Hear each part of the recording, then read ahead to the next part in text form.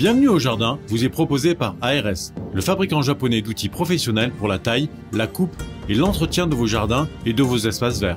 Vous avez besoin d'un avis, d'un conseil? Consultez-nous sur notre site www.ars-france.fr.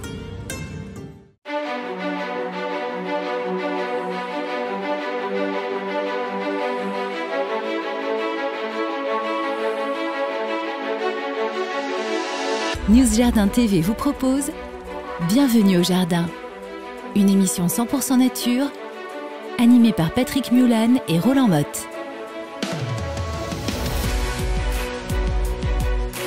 Bonjour à tous, c'est très bienvenue sur News Jardin TV. Vous êtes dans notre grande émission podcast Bienvenue au Jardin. Nous sommes le 2 octobre et nous avons un immense plaisir à vous recevoir. Et à ma gauche, j'ai comme d'habitude le jardinier de Vittel, il s'appelle Roland Motte. Salut Roland. Salut Patrick. Eh ben écoute, bienvenue, je suis content, on est bien.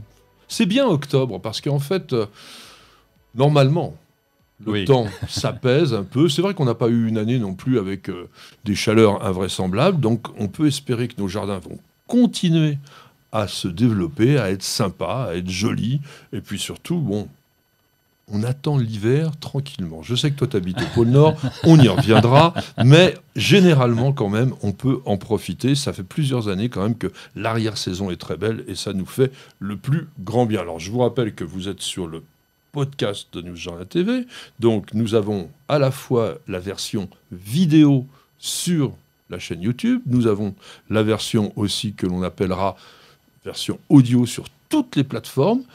Et puis, je vous rappelle quand même que News Jardin TV, c'est une chaîne de télévision sur Internet avec plein de vidéos et puis aussi une autre grande émission uniquement vidéo qui s'appelle Découverte Jardin. Donc voilà, vous avez un énorme programme. Vous pourrez rester avec nous tout le temps, tous les jours. Il y a vraiment de quoi faire. Il n'y a pas de problème. On est le 11e jour du mois de Vendémiaire qui était tout simplement à l'époque le jour de la pomme de terre. Et la pomme de terre, c'est très important.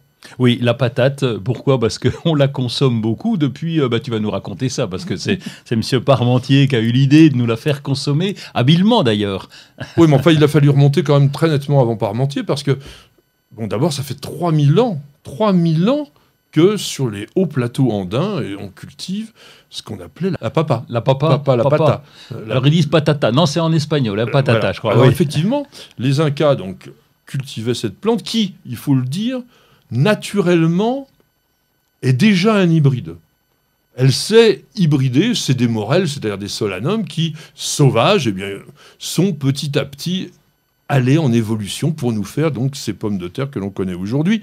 Et quand les conquistadors sont arrivés, donc on était au XVIe siècle, ils cherchaient, vous savez, de l'Eldorado, c'est-à-dire ils cherchaient le trésor des Incas qu'ils n'ont jamais trouvé, mais ils ont trouvé d'autres trésors, ils ont trouvé le cacao, ils ont trouvé pas mal de choses qui sont extrêmement utiles aujourd'hui, dont la pomme de terre. Ils l'ont introduite en Espagne, on l'a appelée là-bas la patata, après elle est passée en Italie, on l'a appelée tartufoli. Ou Taratufli. Taratufli, c'était ça? Oui, je crois, oui. Merci pour ton italien, super. Oh là, je maîtrise totalement. On voit. Puis après, bon, il a fallu attendre, effectivement, on était à ce moment-là au XVIIIe siècle, que M. Parmentier, qui en fait, c'était à la fois un agronome, mais aussi un fin stratège, se rendre compte qu'il y avait moyen de nourrir les populations avec cette plante qui se cultivait quand même assez facilement. Toutefois, à l'époque, les gens étaient un tout petit peu inquiets par rapport à cette plante qu'on appelait la morelle tubéreuse. Oui, et les morelles, on sait très bien qu'elles sont un petit peu toxiques quand même. Quand on parle de morelle en général, son fruit, c'est pas terrible. Parfois un petit peu beaucoup, bon. Voire mortel si affinité. Oui, donc ça coince. Ça coince, et sachez d'ailleurs, à votre niveau, que toutes les parties vertes de la pomme de terre sont toxiques. Et d'ailleurs, il est important de buter les pommes de terre pour les maintenir complètement en dehors de la lumière pour qu'elles ne prennent pas de chlorophylle et qu'elles ne soient pas vertes. Bon, ça c'est une petite chose. Donc M. Parmentier, ce petit malin, était dans une période où la population pratiquement mourait de faim. Mais il ne voulait pas se nourrir avec ses pommes de terre. Qu'est-ce qu'il a eu comme idée? Il s'est dit, tiens, si on interdit, il y a toujours le petit goût de l'interdit. Bien vu. Donc, on va planter un champ de patates. Je pense que c'était pas très loin de notre studio. Là, ici, on n'est pas loin de la Porte Maillot. Et il a dû en faire aussi du côté de Versailles. et on va les faire garder. On va les faire garder par des gendarmes. Mais ils vont avoir tout simplement l'ordre de fermer les yeux. Donc, la nuit venue, les gens qui crevaient de faim, hop, ils sont allés déterrer les pommes de terre, puis ils se sont dit, mince, c'est quand même pas si mal, et ils se sont mis à consommer des pommes de terre. Alors, il y a une chose aussi assez rigolote à dire, et d'ailleurs, on va, je crois, en parler dans cette émission, à la fin de cette émission, de monsieur Amédée François Fraisier, alors F-R-E-Z-I-E-R, et c'est lui qui a donné le nom à la morelle tubéreuse, tout simplement, de pommes de terre. Oui, et ça porte bien son nom parce qu'on le trouve en terre. Oui. Alors bien entendu, il n'y a pas que la pomme de terre dans nos petites actualités d'aujourd'hui, on va avoir quand même aussi un anniversaire. Julius von Sachs. C'est ça, je le prononce bien. Sachs, ouais, exactement. Alors bien qu'il soit né en Pologne, ce monsieur Sachs, c'était un botaniste allemand qui est né le 2 octobre 1832. Il est extrêmement important parce que il a fait des études sur la physiologie des végétaux. Il s'est rendu compte d'une chose, que c'était le spectre lumineux qui influençait la vitesse de croissance des plantes. Et il a travaillé ce dont on a déjà parlé sur cette émission, ce qui est l'héliotropisme, c'est-à-dire on se dirige vers le soleil, ou le géotropisme, avec les racines qui se dirigent vers le centre de la Terre. Il a aussi vu que ce qu'on croyait des grains d'amidon dans les cellules, à cette époque-là, on n'avait pas les microscopes d'aujourd'hui, bien entendu, eh bien, étaient en réalité les chloroplastes. Et vous savez que les chloroplastes, c'est là où il y a la chlorophylle, et ils jouent un rôle mais majeur, franchement majeur, dans la physiologie et surtout le métabolisme des plantes. Alors, les dictons du jour, Roland, ça sera quoi ? Les dictons du jour, et nous sommes aujourd'hui la Saint-Léger, évêque d'Autun, comme vous l'avez tous bien connu, eh bien... Et il est mort en 679. Oui, enfin, ça, on chipote, on s'en souvient tous. Au jour de Saint-Léger, on fait du feu dans la cheminée. J'espère que non. Mais quelque part, on doit bien faire du feu dans une cheminée. Nord, oui. T'en as un autre. Oui, en octobre, tonnerre, vendange prospère. C'est un vrai, ça oui, c'est un vrai. Presque vrai. Un qui nous date des années 1500. Non, mais c'est pas un que t'as créé. Non, je l'ai pas créé, celui-là. Non, je l'ai trouvé sympathique. Alors, moi, c'est pareil, c'est pas un dicton que j'ai créé, c'est de la Saint-Léger à la Toussaint, la boue va bon train, donc ça veut dire que normalement, on doit avoir quand même un petit peu d'humidité. Ça fait du bien pour les jardins. On a eu quand même notre dose, je pense, cette année.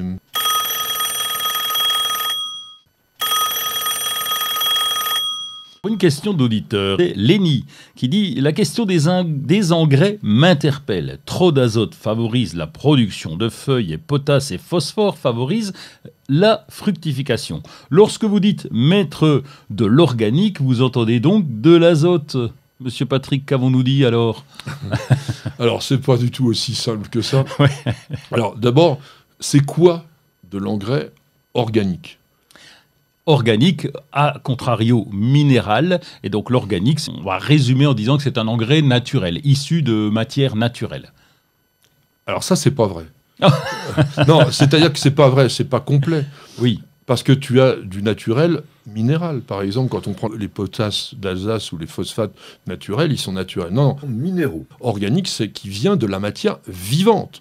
C'est-à-dire que soit c'est du fumier, par exemple, qui vient des animaux. Vous pouvez avoir de la poudre d'os. Vous pouvez avoir aussi, les cheveux, ça peut être de l'organique. Et puis, des matières d'origine végétale. Alors effectivement, dans l'organique, on a essentiellement de l'azote, mais si on prend de la poudre d'os, par exemple, c'est très très riche en phosphore. Donc, un engrais organique que vous trouvez aujourd'hui dans le commerce, pour le jardin, on parle bien du jardin, c'est toujours un engrais complet. C'est un engrais qui a les 3 éléments principaux, N, azote, P, phosphore, K, potassium, qui ont été donc bien dosés par les fabricants à partir de matières, effectivement, là je reviens vers toi, naturelles. Matière organique, oui. Mais donc, on peut être naturel en étant minéral ou en étant organique. Alors, il y a un exemple formidable que l'on trouve d'ailleurs plus beaucoup, je trouve. Le guano, t'en utilises, toi? Le guano, non, j'en utilise pas. Parce que j'utilise, oui, je sais, j'ai beaucoup, mais je fais encore beaucoup d'erreurs. Donc, c'est pas une erreur, c'est un oubli oui, anormal. D'abord, il y a le coût, parce que j'habite un petit peu loin de la falaise, et donc là, il faut se procurer des engrais à base de guano, mais on en trouve, c'est vrai, qui sont extrêmement riches. Ouais. Alors, j'aime bien taquiner Roland. il n'a pas 100% tort de ne pas utiliser du guano pour quelle raison? Il y a eu une surexploitation, parce que c'est quoi le guano d'ailleurs? On ne l'a pas dit. Le guano, c'est l'accumulation des déjections, soit d'oiseaux marins, soit de chauves-souris. Et ce guano a été surexploité dans les années 70-80, au point de créer un énorme déséquilibre au niveau justement de ces populations d'oiseaux marins. Pourquoi? Mais parce qu'ils utilisent eux aussi le guano. Oui. Et pourquoi faire? Alors pourquoi faire? Pour faire leur nid. Oui. Certains fous, par exemple, attendent que le guano se soit durci. Ils vont le creuser un peu pour en faire tout simplement quelque chose comme un petit panier, et ils vont pondre leurs œufs à l'intérieur. Donc le nid est dans l'excrément carrément. Alors, une fois que ça a été vraiment séché par le soleil et tout ça, on n'est plus dans l'idée quand même des excréments. C'est presque de la pierre, si vous voulez. Bon, ça a une odeur quand même assez pestilentielle. Pratique. L'engrais, tu le mets quand? Alors l'engrais plutôt au printemps, mais ça dépend puisqu'on a un engrais de fond. Mais moi j'utilise beaucoup de consoude, donc j'attends qu'elle ait poussé. On a un bel engin maintenant pour broyer la consoude, le pas biomix, la broyer, le biomix d'Azloc. Le biomix, ça c'est malin. Il y a une vidéo très très très chouette sur News Jardin TV pour ça. Et donc pourquoi la consoude? Parce que c'est encore plus riche que l'ortie. Et puis comme on a beaucoup de consoude, c'est bien pratique de la couper un petit peu de temps en temps. Donc on va le préparer plutôt à l'automne et puis on va le diffuser sur l'hiver et le printemps. Et moi qui jardine de façon beaucoup plus simple, j'achète mon engrais organique dans le commerce et tout va très bien. Vous n'avez pas la main verte? Alors prenez-en de la graine avec nos paroles d'experts. Pour cette partie pratique et technique, on va rester vraiment dans la saison.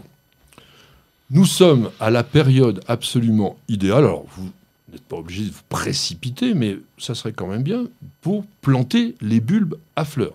Les bulbes à fleurs de printemps. Il faut planter les bulbes maintenant pour qu'ils passent l'hiver avant de nous faire leurs jolies fleurs. Qu'est-ce que sont déjà les bulbes de printemps? Alors les bulbes de printemps, on va parler de tulipes, de jacinthes, c'est toutes ces plantes originales qui vont fleurir au tout début du printemps. On a même les personnages qui vont fleurir, allez, on va dire au mois de mars. Et donc la difficulté, c'est de les planter en ce moment en terre, y penser, parce que en général, on est dans l'instantané. Quand on voit une belle fleur en jardinerie, on l'achète, on la plante. Ça, c'est assez simple. Aujourd'hui, on est de plus en plus, comme tu le dis, dans l'instantané. On a l'impression qu'on peut acheter la plante, la mettre en terre, et puis tout va aller d'un coup. Alors c'est vrai que ça se fait, par exemple, avec les géraniums ou avec les plantes d'été, mais avec les bulbes, il faut qu'il y ait cette vernalisation qu'on appelle, c'est-à-dire le passage de l'hiver sur les bulbes pour que vous puissiez en profiter. Alors, on les plante maintenant, on les plante où? J'allais te dire partout. Partout, pourquoi? Parce qu'on peut les planter au jardin, mais on peut les planter en balconnière, en pot, et même si on a une vieille botte qui traîne, on met du terreau dans le fond, et ça peut te faire un bulbe. Si, je l'ai déjà fait. En fait, partout. Et c'est destiné vraiment aux jardiniers très amateurs. Quand on a des enfants, par exemple, il y a toujours ce problème de l'instantané, mais on oublie un bulbe à un endroit, et on voit une belle fleur au printemps, et c'est ça qui est extraordinaire. Donc partout, je te dirais, à l'ombre, au soleil, allez. Oui, surtout qu'en hiver, on n'a pas beaucoup de soleil. C'est des plantes qui aiment bien quand même une sorte de mi-ombre. Si vous avez par exemple un petit bosquet, alors pas sous les conifères par exemple, hein, où là il y a une ombre dense, mais sur tous les arbres à feuillage caduc, ça va vraiment très très bien. C'est pas mal d'en jeter aussi dans la pelouse. Oui, c'est une technique que j'avais trouvée, c'est très sympa. Tu mélanges, parce qu'en fait, c'est souvent des petits bulbes. Bon, évidemment, il y a les gros, mais prenons les petits, les perce-neige, et même les tulipes. On mélange tout dans un petit panier. Tu te retournes, dos à la pelouse, tu lances derrière. Donc mais ça, c'est le riz quand on se marie. Oui, c'est ça, exactement. Bon, alors, faites pas ça quand vous vous mariez, ne lancez pas des bulbes, mais ça serait dommage. Et ensuite, on va planter là où ils sont. Alors, quelquefois, on essaye de planter les tulipes, les grandes derrière, les petites devant, etc. Mais ça, c'est dans les massifs. C'est dans les massifs, mais là, on peut faire quelque chose d'un peu original et d'avoir vraiment un beau pelouse tableau fleuri. C'est vraiment sympa. Alors bon, vous n'êtes pas obligé de prendre le panier, puis vous faites comme ça, vous le prenez aussi à la main, puis vous les jetez et vous les plantez à l'endroit où ils sont tombés. Il y a quand même une chose importante, c'est la profondeur de plantation. Oui. Et là, si on se dit, allez, à une hauteur de bulbe, on devrait être pas mal. Donc, on va faire un trou et puis on va se dire, le bulbe fait 2 cm, eh bien, je vais planter au moins à 2 cm, donc recouvrir la terre d'au moins 2 cm. Oui, c'est ça. Hein. Donc, c'est pas, vous faites pas un trou de 2 cm, vous faites un trou, dans ce cas-là, de 4 cm, et de façon à ce que le bulbe soit recouvert de sa propre hauteur. Alors, c'est quoi? Bon, 2 cm, ça n'existe pas. Hein. C'est-à-dire que vous allez avoir 5 cm de plantation, oui, pour les Chionodoxa, pour les ornithogales, les muscaries par exemple, hein, les cils, les choses comme ça. Bon, 10 cm, vous êtes sur les os ou les ailes, comme on dit, hein. On a le droit les deux. D'ornement, vous avez les camassia, les petites fritillaires aussi, les ixiolirions, les narcisses, les personnages, tout ça environ 10 cm. Après, sur les gros ailes d'ornement comme Aflatunacea, Albopilosum, tout ça, vous avez Purple Sensation, vous faites plutôt un trou à 15 cm. Les tulipes aussi, les narcisses, environ 15 cm. Et puis pour le plus gros ail, le giganteum, tout simplement, ben vous allez vous mettre à 20 cm. Alors j'ai une petite astuce, parce que est-ce que tu as été au parc de Keukenhof ? Ah, non, j'ai vu les photos sur ton site, mais les vidéos, non. Oh non. Il faut aller un jour là-bas et vous allez voir des plantations de bulbes, mais c'est extraordinaire. Vous dites, mais comment est-ce qu'ils font pour avoir cette régularité ? Eh bien, c'est relativement simple. Vous décapez le sol, donc sur la bonne profondeur, et après, vous répartissez vos bulbes. Alors, par exemple, si on veut faire une rangée de tulipes, une rangée de narcisses, ben voilà, c'est beaucoup plus simple. Après, on recouvre avec de la terre légère. Donc, attention, dernier conseil, on ne met pas de fumier frais quand on plante des bulbes. Ça, c'est extrêmement important. Mais il faut que la terre soit légère et poreuse. Et si vous avez une terre très argileuse, très humide, vous faites un petit lit de sable sur lequel vous déposez vos bulbes. Bienvenue au jardin. Patrick Mulan, Roland Motte. Toujours des actualités dans le jardin. Bon, en ce moment, c'est pas non plus d'une activité extraordinaire. Vous savez, la profession, généralement, aime bien démarrer tout au printemps, puis après, ils oublient. Pour nous, quand même, les jardiniers, le jardin, c'est toute l'année. Alors, mon cher Roland, qu'est-ce que tu nous trouves comme choses qui te plaisent, par exemple, ton petit coup de cœur du moment, tiens. Oui, ça sera un coup de cœur. Et j'ai trouvé un site qui s'appelle vivrevert-au-quotidien.fr. Donc là, autant des fois les sites, j'ai un peu de mal quand c'est trop écolo parce que ça peut être, je vais pas dire intégriste parce que tu sais bien que je ne provoque jamais, mais il y a des fois c'est un peu gonflant. Et là, eh bien, c'est très concret. Ils sont loin des grandes paroles. Quand il y a quelque chose qui se fait, eh bien, ils en parlent, mais ils attendent d'avoir quelque chose de vraiment précis. Par exemple, parler d'un aménagement pour les fourmis qui jardinent, ça s'appelle, c'est la ferme urbaine du Noix. Et donc, il y a tout un article dessus. Elle a ouvert, c'est vieux maintenant, c'était le 4 juillet 2021. Voilà, c'est vieux oui, c'est vieux, on te rend compte, c'était avant l'été. Et nous alors ouais, on prend un coup encore en plus ou on prend 4 mois de plus. C'est dans le 13e arrondissement, voilà, et c'est très concret. On vient travailler, on découvre un peu l'agriculture urbaine, mais on découvre surtout avec des faits, des gestes, et on travaille, on est en stage, voilà, ça s'appelle les fourmis qui jardinent. Et c'est écolo de chez écolo quand même, hein.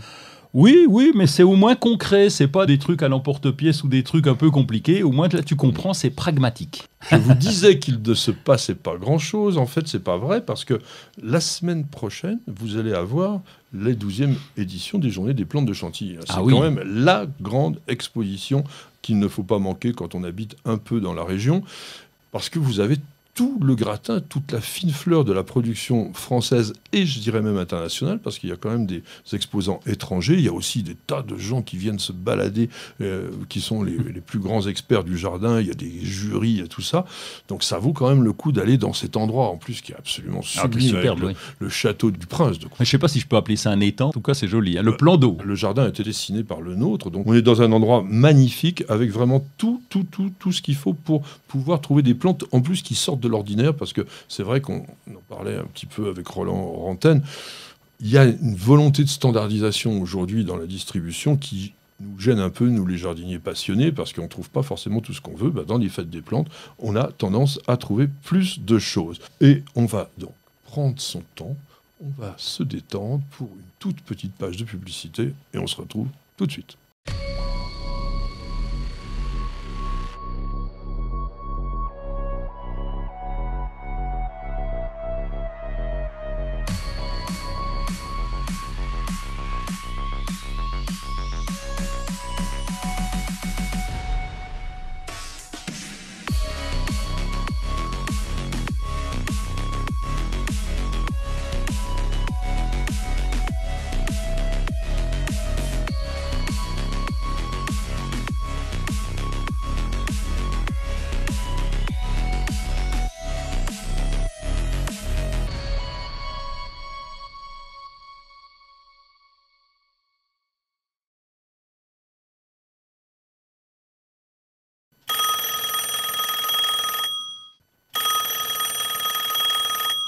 Ça sonne, et donc c'est Myriam. Qu'est-ce qu'elle nous demande, Myriam ? Myriam qui a récupéré au cimetière un lot de 3 plantes identiques qui étaient réunies dans un même pot. Mais je ne connais pas leur nom, ni bien sûr comment les entretenir. Merci pour vos beaux conseils. J'ai pas vu la photo, t'as dû la voir. Oui, alors justement, non mais j'ai pris cette question spécifiquement aussi parce que je vous invite vraiment à nous aider dans vos questions en nous envoyant des images. Quand vous avez une plante malade, quand vous avez une plante à identifier, vous nous envoyez la photo. Et vous envoyez la photo, c'est tout bête, sur le site avec contact@newsjardintv.com. Ce que nous avait envoyé Myriam, c'est une plante, effectivement, qu'on ne voit pas particulièrement partout, et elle doit habiter, je pense, un peu dans le sud, parce que c'est des Raphiolepis indica. Donc c'est ce qu'on appelle l'aubépine indienne. C'est très joli, hein, c'est un petit arbuste qui est assez compact, feuillage persistant. Ça vient d'Asie du Sud-Est, donc c'est un petit peu frileux. Hein. Il ne faudra pas qu'on lui mette moins de -8, ça peut peut-être -10 dans 1 heure à -10 un petit matin. Voilà. Mais tu viens de dire que c'était un arbuste ? Ah oui, Raphiolepis indica. Et alors, comment se fait-il que c'était en coupe dans un cimetière, si j'ai bien compris, hein ? Mais c'est petit, c'est D'accord. compact. Vieux, ça fait 1,50 m, et dans le commerce, on a des trucs qui font 40 cm. D'accord. Ça fleurit vraiment très joliment. Ça peut être blanc, ça peut être rose, et vous avez des fleurs, donc plutôt en mai-juin. Après, la plante, eh bien, justement, comme je disais, elle est compacte. Pour le cimetière, ça peut être pas mal. Bon, en général, les cimetières, il fait quand même froid. Il n'y a pas de protection, il y a du vent et tout ça. Je ne pense pas que ça soit la meilleure idée, mais elle a bien fait, d'ailleurs, de la récupérer pour son jardin.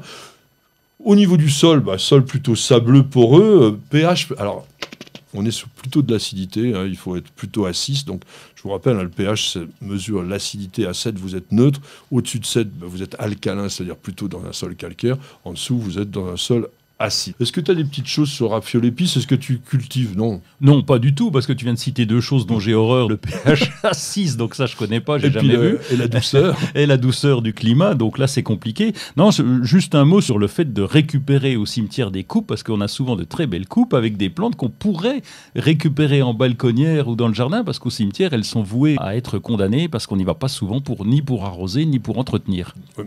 Mais vous n'avez quand même pas le droit d'aller hanter les cimetières et faire une razzia pour planter votre jardin. Quel dommage.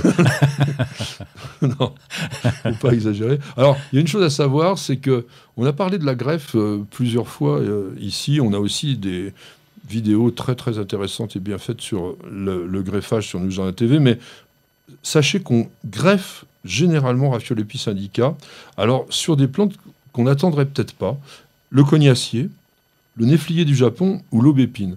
Souvent, on dit qu'on doit greffer sur le même genre. Hein, par exemple, le rosier se greffe sur rosier. Dans la famille des rosacées, on a la possibilité, par exemple, comme le poirier aussi, hein, le poirier qu'on greffe sur cognacier, et bien là, on fait un petit peu la même chose, de façon à ce que la plante puisse mieux s'adapter à un sol plus calcaire et peut-être aussi soit un tout petit peu plus costaud. Alors, il y a aussi un hybride, mais alors là, il est plus grand, qui s'appelle Raphiolepis X. Quand vous voyez un X dans le monde du jardin, ça ne veut pas dire interdit au moins de 18 ans, ça veut dire hybride. Donc, Raphiolepis X de la Courie, lui, il fait jusqu'à 2,50 m, et puis avec pas mal de cultivars, il y en a des blancs, il y en a des roses. Alors, c'est joli aussi pour les fleurs bronzes que l'on peut avoir au printemps. Vous cherchez la petite bête ? Toutes les réponses dans le dossier de Bienvenue au Jardin. Vous avez pu le remarquer, nous sommes en automne, et en automne, qu'est-ce qui arrive ? Eh bien, généralement, c'est la saison des champignons. Je voulais qu'on parle des champignons dans cette émission, bien qu'ils ne devraient pas être là, parce que nous parlons essentiellement du monde végétal. Et les champignons ne sont pas des végétaux. Ils n'ont rien à voir. La grosse différence, c'est surtout cette histoire de photosynthèse, puisque nos plantes vont être vertes, enfin très souvent vertes, alors que les champignons peuvent prendre des teintes un peu plus colorées. Et puis le champignon de Paris se cultive non pas à la lumière, mais il se cultive dans des caves. Donc là, on oublie la photosynthèse. C'est la grosse différence. Alors, c'est pas que. Loin de là. D'abord, il y a des champignons verts, mais qui ne sont pas forcément chlorophylliens. Effectivement, la photosynthèse permet au monde végétal d'être ce que l'on appelle autotrophe. Les végétaux fabriquent eux-mêmes leur propre nourriture. C'est quand même extraordinaire. Ils n'ont pas besoin d'aller au supermarché.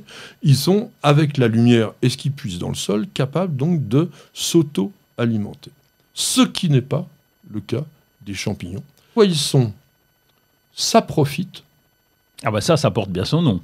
Hein. C'est-à-dire ça profite. Ça profite à qui? Ils se profitent, Oui. c'est ça. En fait, ça profite, ça veut dire qu'ils se nourrissent de matière organique en décomposition. Donc ceux qu'on voit par exemple sur les troncs d'arbres, des choses comme ça, ou même directement dans les forêts. Extrêmement utile. Alors ça, on verra l'utilité aussi autrement, parce que c'est beaucoup plus complexe au niveau de l'utilité. Et sinon, ils sont parasites. Et là, ils nous embêtent un petit peu plus, puisqu'on a tout ce que l'on appelle maladies cryptogamiques notamment, enfin une partie des maladies cryptogamiques qui sont liées à ce que l'on appelle donc aujourd'hui non plus les champignons, mais les mycètes. Et ça, c'est depuis 1969 qu'on a créé ce règne, hein, c'est carrément un règne. Aujourd'hui, il y a le règne animal, végétal, mycète, et puis tous les petits protozoaires, tous les êtres unicellulaires. Donc on a complexifié énormément la classification. Quand vous voyez un champignon, qu'est-ce que c'est? Un champignon, je veux dire, d'abord c'est bon à manger. Oh, pas toujours. Oui, beaucoup quand même. On va chercher les bons. Et c'est, si j'ai bien compris, l'appareil reproducteur. Voilà. En fait, c'est le fruit, Voilà, finalement. On pourrait le dire comme ça. Voilà, oui, entre guillemets, ouais, évidemment. Exactement. Ouais. C'est le carpophore, en fait, on appelle ça. Et donc, en fait, qu'est-ce qu'un champignon? Eh bien, un champignon, c'est un être souterrain. C'est un être qui est une sorte d'internet, on va dire, parce que c'est un réseau de fibres qu'on appelle des ifs et qui font l'ensemble qu'on appelle un mycélium et qui vont donc se développer sous le sol et lorsqu'ils se reproduisent, effectivement, certains, donc, on a ce champignon. Alors, est-ce que les champignons ont un autre rôle que simplement de nous nourrir ou de nous tuer quand on prend des amanites phalloïdes, par exemple? Non, parce qu'il ne faut pas rire avec les champignons. Ouais. Attendez, là, on va faire un petit aparté, mais si vous allez aux champignons, parce que c'est la saison, etc., vous ne ramassez que ce que vous connaissez. Après, on vous dit souvent, écoutez, vous mettez ce que vous ne connaissez pas dans un panier, puis vous le montrez au pharmacien. Je connais peu de pharmaciens, il y en a, heureusement, mais qui ont une vraie formation de mycologue. Il faudrait vraiment connaître des gens qui sont des mycologues. Parce qu'en plus, il y a une tendance, je dirais, pour certains, à se ressembler. Vous avez des très très bons qui ressemblent à des très très méchants. Oui. Donc attention, attention. Donc vous récoltez ce que vous connaissez. Bon, les bolets, les girolles, les trompettes de la mort, ça c'est assez facile. Mais les autres, méfiance de chez méfiance. Alors sinon, les champignons, est-ce que ça a un rôle écologique? L'utilité, oui. Tu parlais de la forêt, justement. Et donc, lorsqu'on a nos branches et nos feuilles tombées au sol, bon, il n'y a pas que les champignons, évidemment, mais pour décomposer une branche, heureusement qu'ils sont là, de façon à les éliminer, à nettoyer un petit peu la surface du sol. Il y a énormément de champignons qui sont des décomposeurs.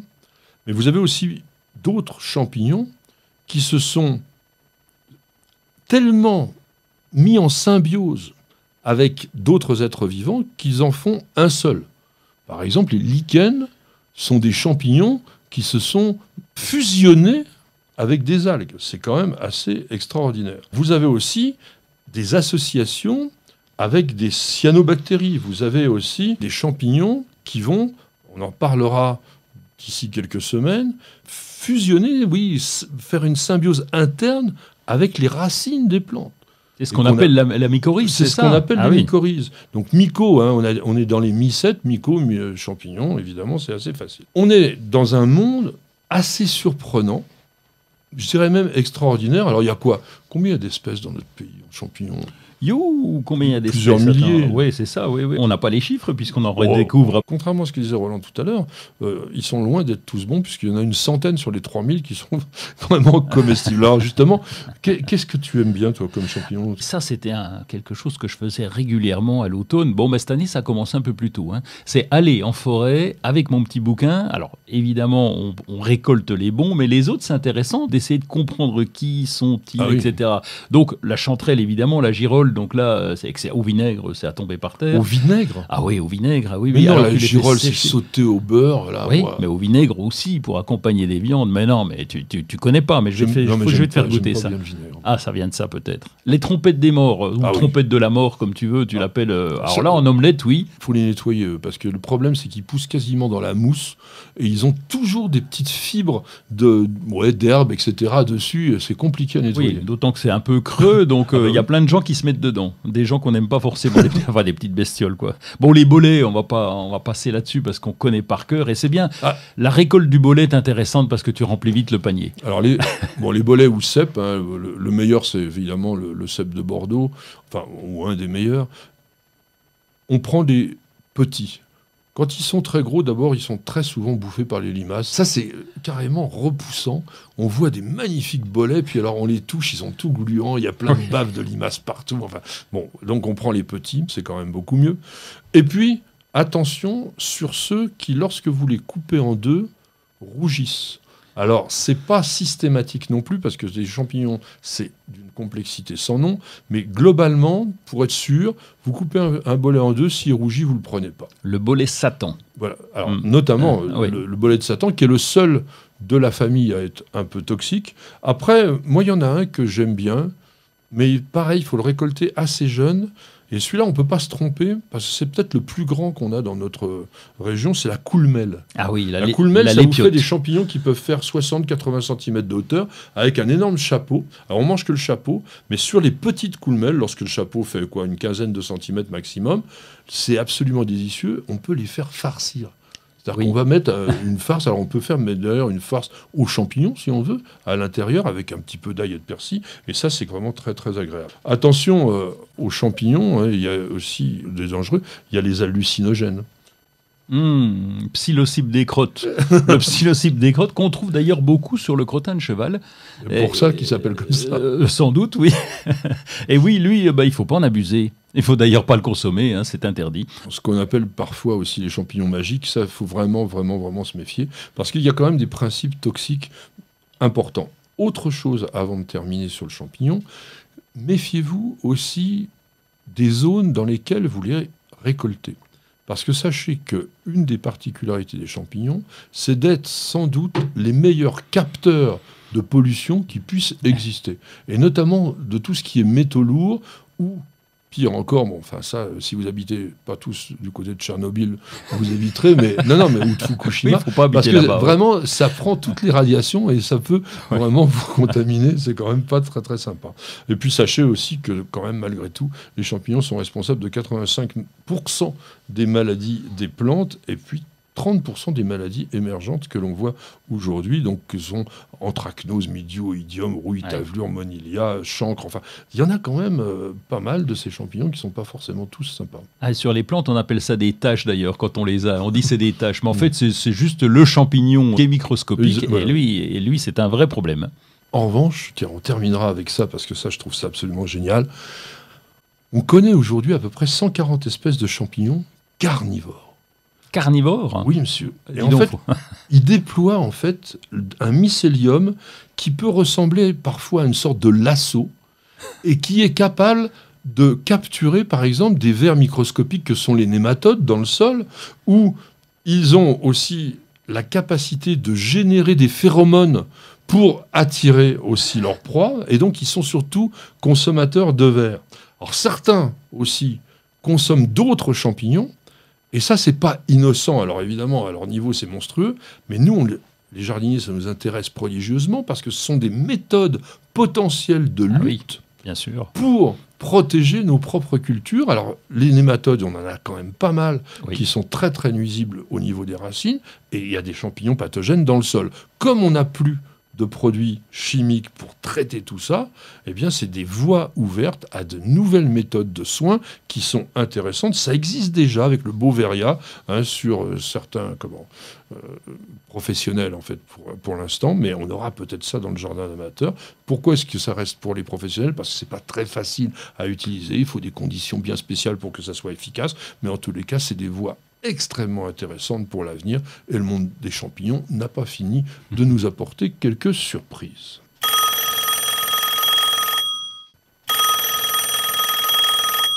Coup de fil de Marie qui a des anthuriums qui sont rose pâle et qui deviennent rouges. Je suis très déçu, monsieur Patrick. Pourquoi ? J'y suis pour rien. Ah ben apparemment, si. Je ne vends pas d'anthurium, mon cher Roland.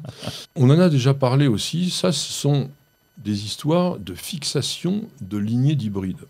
Parce que l'anthurium, effectivement, que ce soit Andreanum ou Scherzerianum, qui sont les deux anthuriums les plus communément cultivés en plantes d'intérieur. Tiens, d'ailleurs, tu connais la différence?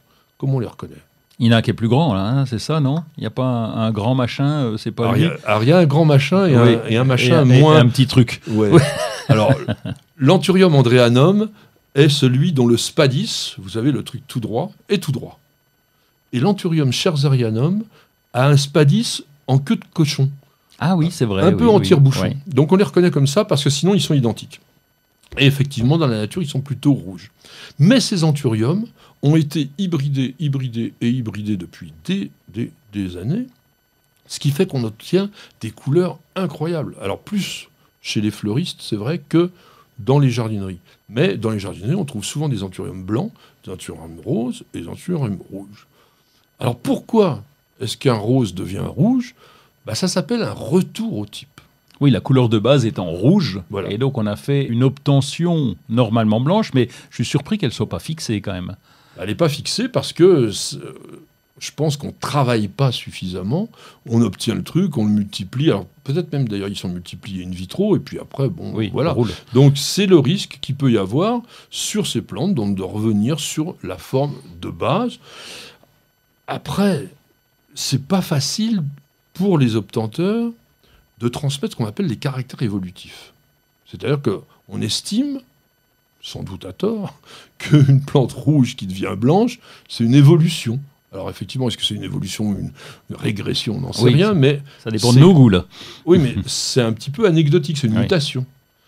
Il faut des générations pour que cette mutation soit fixée, il faut un vrai travail de sélection, et si c'est pas fait, eh bien, on a donc cette régression ou cette évolution. Donc Marie n'a pas de solution. En clair, hein. Ah non, là, elle a strictement aucune solution pour faire rougir, pardon, pour blanchir, faire rosir Oui. son anthurium rouge. Ça, c'est pas possible. Sinon, peut-être acheter des variétés qui sont dénommées. Quand un cultivar a un nom, eh bien, à ce moment-là, on a plus de chances d'être sûr que c'est des lignées qui vont être suivies et qui vont régulièrement donner la plante que l'on souhaitait. Voilà. Je pense que je vous ai un peu bourré la tête, là, il est temps de se reposer 2 secondes. Donc, on va se prendre un petit café avec une page de publicité et on se retrouve tout de suite. Parce qu'on devrait tous commencer la journée par un bol d'oxygène.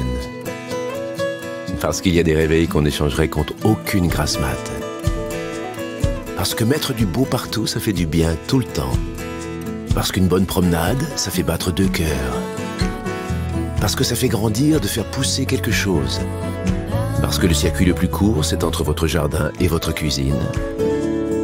Parce qu'il y a des rencontres qu'on n'oubliera jamais. Parce qu'un monde meilleur, ça commence d'abord chez soi. Et parce qu'on n'a jamais eu autant besoin de se reconnecter à la nature et à la vie. Truffaut, mettons plus de vie dans nos vies. Bienvenue au jardin. Patrick Mulan, Roland Motte. Mon cher Roland, j'adore dire mon cher Roland. Non mais regardez comme il est sympa. Mais oui, c'est pour ça qu'il est cher. Oui, tu es cher à mon cœur. Non, mais c'est vrai que c'est agréable de travailler avec des gens avec qui on s'entend bien. Alors, en tous les cas, il est temps de bosser.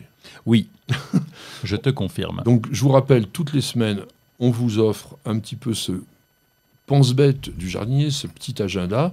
D'un côté, ce que Roland, lui, fait dans son propre jardin, qui est essentiellement potager, et moi, je vais compléter avec quelque chose un petit peu plus généraliste, mais il y a toujours du boulot à faire, quel que soit le temps, quel que soit le moment. Tu commences comment? Tu plantes tes bulbes, toi, on en a parlé tout à l'heure. Oui, on en a parlé, et puis il y a toujours des coins. Alors, c'est surtout préparer le printemps, puis c'est moche un potager l'hiver. Hein. Enfin, le mien, en tout cas, il est moche, parce qu'il n'y a plus grand-chose. On essaye de mettre des structures avec quelques arbustes. T'as pas assez d'artichauts, en fait. Ah oui, mais cardons. ils sont partis à la poubelle l'an dernier, Ouais, au printemps dernier, pardon. Donc il a fait très froid et donc là ils ont disparu, sauf le cardon. Mais le fait de mettre des bulbes, ça égaye un petit peu ce début de printemps, ce mois de février-mars. Faut déjà y penser. Allez, on va dire mars. Et tu mets que des bulbes? Ou tu mets un peu de bisannuel, un peu de pensée, tout ça, ça peut être sympa. Non, parce que, ça coûte cher au final. Et puis, moi, j'aime pas faire les semis, donc je fais pas de semis. Non, mais en ce moment, on trouve dans les jardineries une multitude de ces plantes qu'on appelle un peu bisannuelles. Mais les pensées, vous vous rendez compte, vous les plantez maintenant. Elles sont déjà en fleurs. Si on a la chance de ne pas avoir trop de gel, c'est vrai que lui, il est au pôle Nord, mais vous allez avoir des fleurs quasiment tout l'hiver. Dès qu'il gèle, elle se recroqueville, elle fleurit plus, mais dès qu'il gèle plus, toc, elle revit. Et ça, vous avez des fleurs pratiquement avec la pensée ou la violette cornue. Moi, j'aime mieux les toutes petites, là, elles sont sympas. Eh bien, vous allez avoir jusqu'à fin mai. Vous vous rendez compte vous allez acheter, ça coûte cher. Vous allez acheter une barquette de combien? Allez, une barquette de 6, ça vaut combien? 10 euros. Maxi, oui.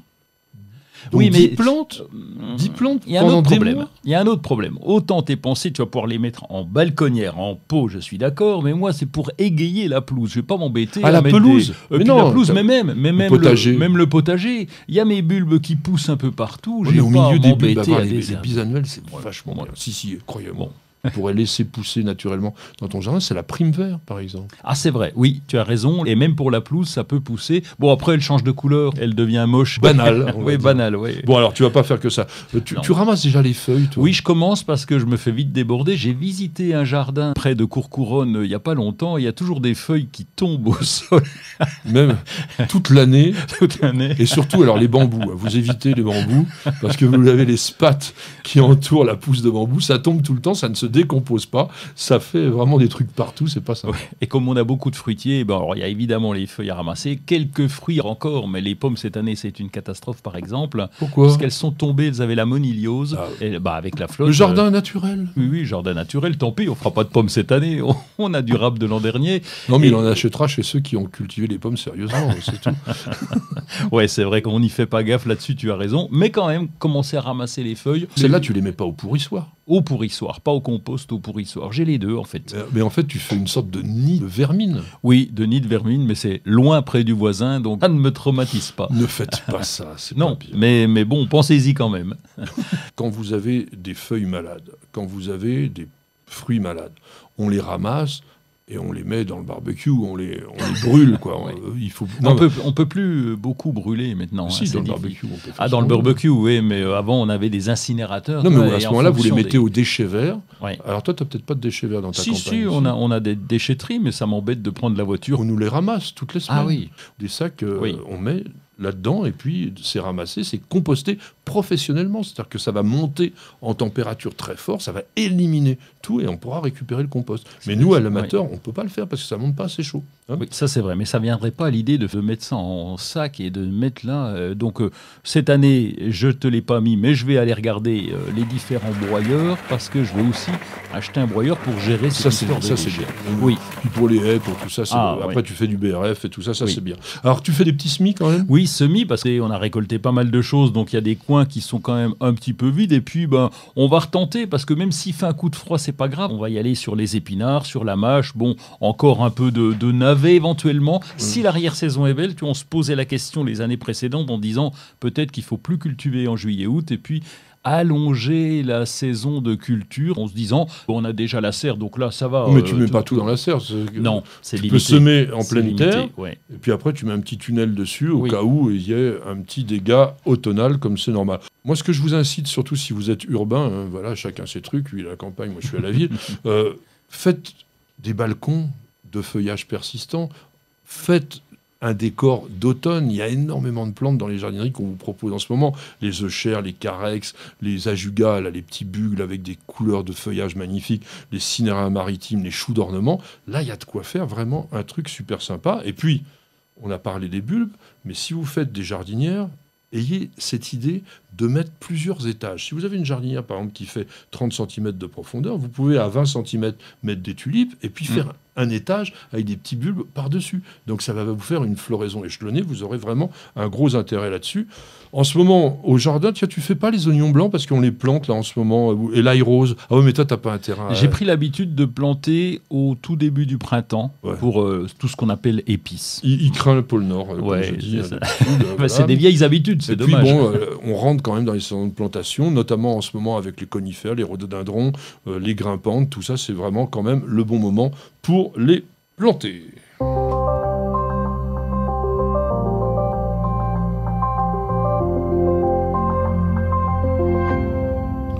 Eh bien, nous allons surfer avec Monsieur Roland. On surfe sur quoi ?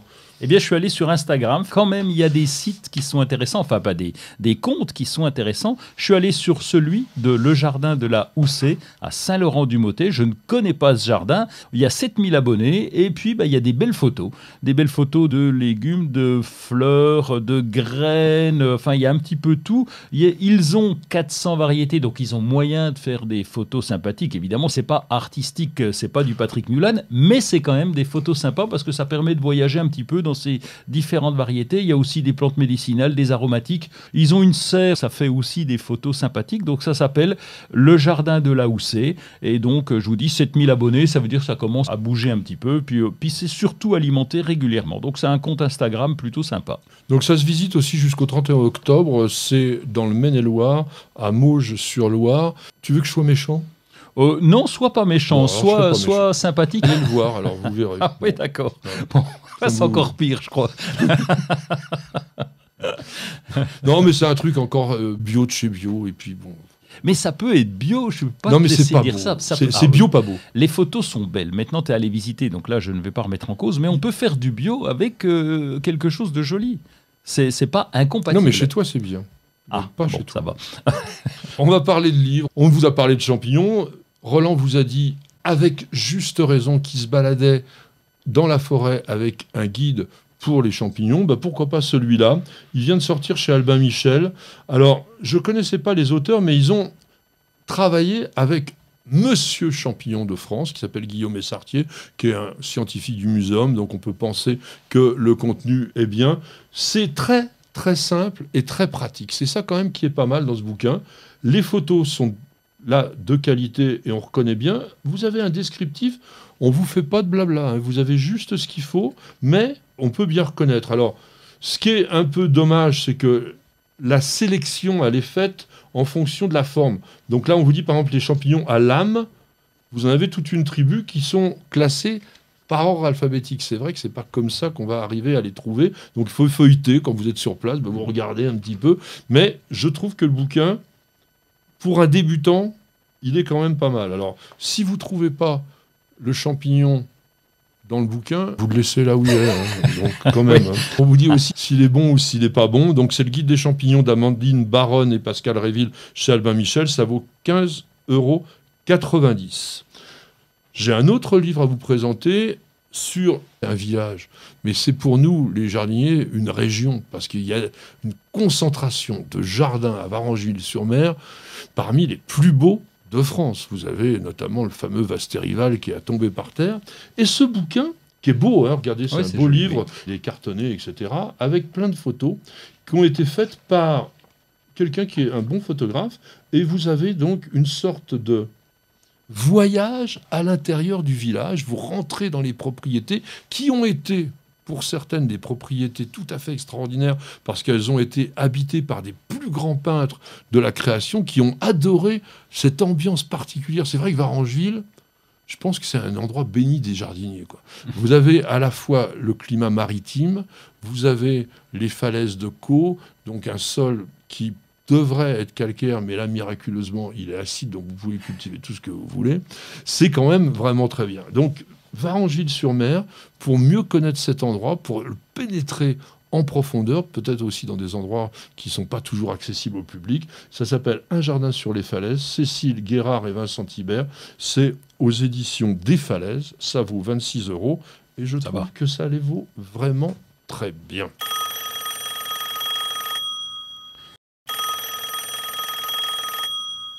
Une question de Pat. Pat, alors 01, c'est qu'il est dans l'un. C'est Pat. C'est Pat 01. Il y a un X avec.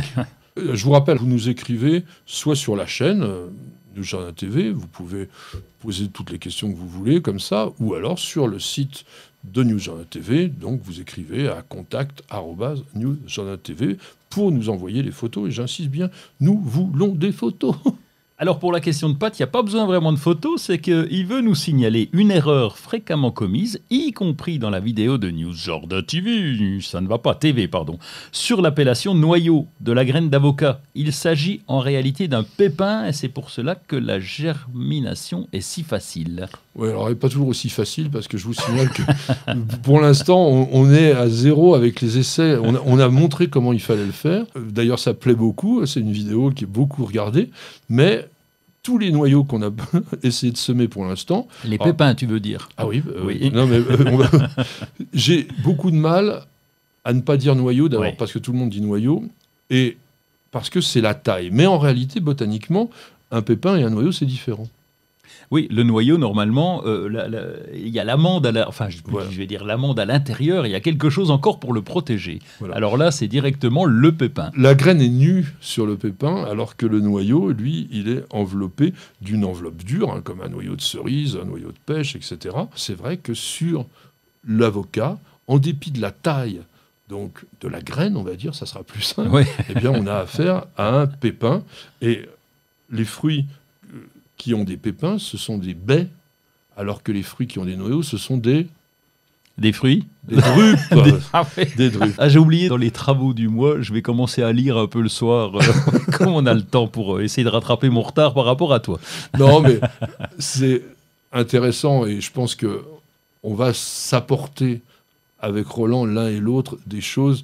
On s'enrichit en fait des expériences des uns et des autres et on s'enrichit des connaissances des uns et des autres. Et c'est tout l'intérêt qu'on a à vous offrir aussi cette émission-là, à la partager en animation avec Roland. Et puis vous exprimez, vous nous racontez des choses, vous avez des besoins et ça c'est quand même aussi très très bien. Donc je voulais féliciter quand même Paxt 01 pour à la fois sa célérité et puis le fait de nous l'avoir dit, parce qu'après tout, notre but aussi ici, c'est d'avoir la plus grande rigueur possible, à la fois dans l'expression, la qualité des mots, et puis aussi la qualité des conseils que l'on vous donne.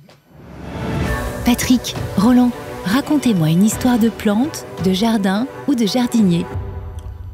Nous allons pour ces histoires botaniques vous raconter une véritable histoire, une sorte de coïncidence presque invraisemblable qui fait qu'un monsieur qui s'appelle, ou qui s'appelait, parce qu'on était au XVIIIe siècle, Amédée François Fraisier, mais F-R-E-Z-I-E-R, a été à l'origine de toutes les fraises à gros fruits que l'on consomme aujourd'hui. C'est quand même une histoire de fou, ça. Ben oui, parce qu'il a déjà trouvé le nom de la pomme de terre. Il aurait pu, prétentieux comme il était peut-être, l'appeler fraisier aussi. Fraisier de terre, tu vois, ça aurait pu... mais là, il aurait tout ramené à lui, ça aurait pas été sympa. Oui, mais fraisier, ça existait déjà, parce que... Ben oui, parce qu'on avait les fraises des bois. Ben exactement. Ouais. Les fraises des bois, il faut savoir que c'est consommé depuis l'Antiquité. On n'a pas découvert ça tout d'un coup, comme ça. Plus on remonte dans le temps, plus on se rend compte que les populations avaient une connaissance de la flore spontanée, que l'on a perdu totalement aujourd'hui, parce qu'on s'est battu, entre guillemets, gentiment avec Roland, dans cette même émission, enfin une émission précédente, sur consommer ou pas des fleurs ou des plantes sauvages, mais il faut bien savoir que à l'époque de l'Antiquité, on consommait pratiquement que du sauvage. Ben oui. Donc il fallait connaître les choses, et le fraisier faisait partie de tout ça. On aimait bien les fraisiers, et monsieur Amédée François Fraisier, j'ai toujours envie de l'appeler Louis, je ne sais pas pourquoi, n'était pas du tout un botaniste, c'était un ingénieur, cartographe, et puis il faut le dire aussi, honnêtement, c'était un espion. Ah oui. Mais oui. C'est pour ça qu'il voyageait tant, alors. Il allait observer les autres ailleurs. Il faisait partie des services secrets, et il a été envoyé par Louis XIV en Amérique du Sud, parce qu'il voulait, enfin du moins le roi voulait, que... on étudie les fortifications espagnoles et portugaises. À l'époque, c'était les ennemis qui étaient au Chili et au Pérou. Donc, M. Fraisier embarque sur un bateau et il arrive en juin 1712 à Concepción. Concepción, c'est pas très très loin de Santiago du Chili. Et puis, franchement, il n'était pas trop passionné par son boulot d'espion. Il aimait beaucoup la nature, Amédée François Fraisier. Donc il se balade, et puis il se rend compte que, localement, les gens mangent des fraises, mais qui n'ont strictement rien à voir avec celles qu'ils connaissent. Parce que nous, une petite fraise des bois, c'est quoi? C'est gros comme un ongle. Oui. Et là, il y a des fraises assez énormes. Et d'ailleurs, il va les décrire, ces fraises. Dans les mots suivants, il dit « On y cultive des campagnes entières d'une espèce de fraisier différent d'une autre par les feuilles plus arrondies, plus charnues et fort velues. Ces fruits sont ordinairement gros comme une noix et quelquefois comme un œuf de poule. » Alors ça, là, il a peut-être un peu exagéré. Ils sont d'un rouge blanchâtre et un peu moins délicat au goût que nos fraises des bois.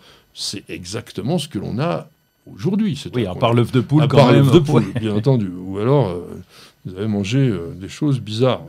Qu'est-ce qu'il fait? Il prend quelques plants de ces fraisiers et puis il les ramène en France. Alors, oui, comme on fait beaucoup de voyageurs, c'est comme ça que les plantes sont venues jusque chez nous. Oui. Mais c'était pas si évident que ça. Ah oui. Parce qu'il faut savoir que traverser l'océan, là, en plus, vous êtes du côté Pacifique, hein, donc il faut passer le Cap Horn, remonter tout l'Atlantique avec un bateau qui pèse des tonnes, qui va uniquement à la voile, donc qui marche quand les vents veulent bien, pour revenir en France, et puis surtout pas se faire... J'allais dire canoniser, c'est pas canoniser, c'est pulvérisé par les canons des ennemis ou des corsaires, des pirates qu'il y avait partout. Alors, ce qu'il fait, il demande aux gens qui étaient à bord du bateau une restriction de leur quantité d'eau pour pouvoir alimenter ces fraisiers. Ah ben, il ne devait pas être content, les gars. Eh ben, je sais pas comment il a réussi à les convaincre. En tous les cas, ils le font. Et du coup, il offre à l'arrivée quelques plants de fraisiers aux frères Bruni, qui étaient donc les amateurs, et aussi à monsieur Michel Lepelletier de Souzy, qui était le directeur général des fortifications, qui en fait était son patron, tout simplement. Il était payé par lui. Lui, il ne sait pas quoi faire avec ses fraisiers. Qu'est-ce qu'il fait? Il les donne à Antoine de Jussieu. Là, il avait trouvé la bonne adresse, donc qui était au Jardin Royal de Paris, ce qu'on appelle aujourd'hui le Muséum d'Histoire Naturelle. Antoine de Jussieu, c'est un malin. Lui, il se dit, bon, je m'en garde un pour moi. Oui, ça, c'est pas idiot. Ouais. Je vais quand même en planter un dans le jardin du roi, mais il en garde un pour lui qu'il plante à Plougastel. Et c'est là, parce qu'il avait une propriété là-bas. Ah, d'accord. Et du coup, c'est vraiment là que le fraisier s'est le mieux développé. Mais on n'a pas fini l'histoire. Parce qu'en fait, ces fraisiers-là, manque de bol, ils fructifient pas. Allons bon. Ils font des feuilles, on se dit, bon, ça n'a aucun intérêt, sauf que, coup de chance, il se retrouve à un moment donné, le fraisier du Chili et un autre fraisier, entre guillemets, exotique, qu'on appelle le fraisier de Virginie, l'un à côté de l'autre. On se marie, et tout d'un coup, merveille, on obtient des fruits. Donc c'est par le plus grand des hasards, finalement. Alors, sur les productions de chez nous. Et on l'a appelé à ce moment-là Fragaria, donc c'est le genre du fraisier, X, je vous rappelle, donc hybride, Ananassa. Pourquoi? Parce qu'ils estimaient que ça avait un peu le goût d'ananas. Certainement que les fraises de cette époque avaient une certaine acidité que n'ont plus les hybrides d'aujourd'hui. Et donc, il faut savoir que tous les fraisiers que vous cultivez, à gros fruits bien sûr, aujourd'hui, dans votre jardin, sont tous issus... De Plougastel. Non, de ces... Juste deux, oui. De ces deux premiers pieds qui étaient finalement uniques. Exactement. Ah oui, les deux premiers pieds que Louis-Amédée... Pourquoi je dis encore Louis? Mais je crois que c'est quand même Louis. Je crois que c'est Louis-Amédée François Fraisier qui nous les a rapportés. En 1740, la ville de Plougastel, c'est à côté de Brest, je vous rappelle, qui était déjà producteur de fraisiers des bois, devint un lieu de production extraordinaire de la fraise de Plougastel. Et sachez qu'en 1875, il y avait 200 hectares. Il y en avait 300 en 1882 et jusqu'à 1100 hectares en 1937. Ça a été une explosion de culture. Puis après, puis encore aujourd'hui, on trouve la fraise de Bretagne. La fraise de Bretagne est toujours très très bien. Mais on a aussi donc travaillé énormément sur l'amélioration. Et je voudrais vous terminer cette rubrique en vous citant Colette, Sidonie Gabrielle Colette, qui est une merveilleuse femme de lettres. Elle a écrit la chose suivante. Une vague molle de parfum guide les pas vers la fraise sauvage, ronde comme une perle, qui mûrit ici en secret, noircit, tremble et tombe, dissoute lentement en suave pourriture framboisée, dont l'arôme enivre. Ça, faut quand même le sortir. Bravo, Madame Colette. Et c'est là-dessus que nous quitterons. J'espère que vous avez passé un bon moment avec nous. C'était bien? Oui, ça allait. Ça allait. J'étais content. La petite coup du fraisier. Là, le Louis, il est parfait, ce Louis Fraisier. Enfin, surtout qu'il s'appelle Amédée François. Oui. Mais bon, peu importe.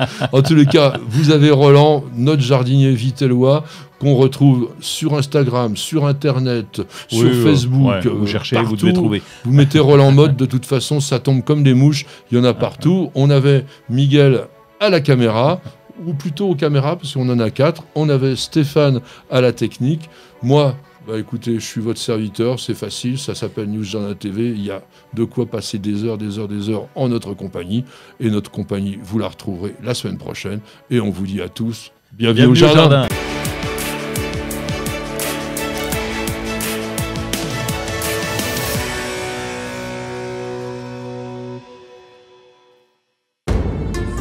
Vous avez écouté Bienvenue au jardin avec ARS, le fabricant japonais d'outils professionnels pour la taille, la coupe et l'entretien de vos jardins et de vos espaces verts. Vous avez besoin d'un avis, d'un conseil? Consultez-nous sur notre site www.ars-france.fr. Merci d'avoir regardé cette vidéo et j'espère qu'elle vous aura fait passer un bon moment. Et je voulais vous dire merci parce que grâce à vous, aujourd'hui News Jardin TV est la chaîne leader en matière de jardin sur YouTube. Depuis très peu de temps, nous vous proposons également un nouveau programme qui s'appelle Bienvenue au jardin. C'est un podcast, vous pouvez donc l'écouter soit en audio, soit l'avoir en vidéo sur cette chaîne. Alors, bienvenue chez nous.